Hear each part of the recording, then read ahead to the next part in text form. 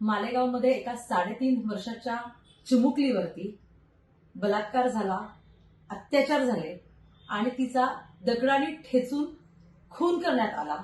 खरं बघायला गेलं तर एवढ्याशा चिमुरड्या जीवावरती आज इतका मोठा प्रसंग बितला। असं असताना सुद्धा महिला आयोगाच्या खरं बघायला गेला तर अध्यक्ष असलेल्या रुपाली चाकणकर यांना महिला आयोगाच्या अध्यक्ष न म्हणता लाली लिपस्टिक कंपनीच्या डायरेक्टरच म्हणायची वेळ येते।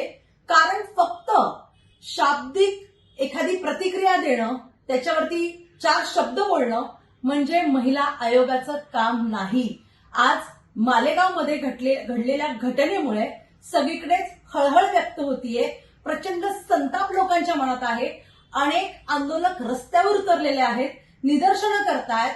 आज कोर्टावरती लोक चाल करून गेलेली आहेत, मात्र महिला आयोगाच्या रुपाली चाकणकर यांना त्या कुटुंबियांना भेटण्यासाठी वेळ नाहीये। केवळ त्यांना वेळ आहे ते अजित पवार आणि सुनील तटकरे यांच्या दौऱ्यांच्या पाठीमागे फिरण्यासाठी त्यांना वेळ आहे। यासाठी महिला आयोग नक्कीच नाहीये आणि याबद्दल महिलांमध्ये प्रचंड संताप आहे।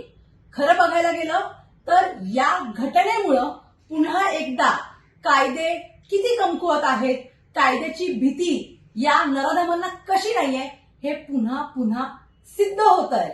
त्यासाठीच कायदे कडक करणं गरजेचं आहे। यासाठी गृहमंत्र्यांनी याबाबत निवेदन देऊन केंद्रातून कडक कायद्यांची अंमलबजावणी करणं गरजेचं आहे।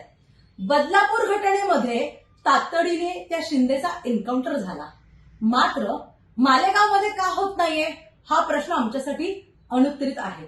म्हणजे तुमच्या सोयीने एन्काउंटर आहेत का असं सुद्धा आता राज्यकर्त्यांना विचारण्याची वेळ आलेली आहे।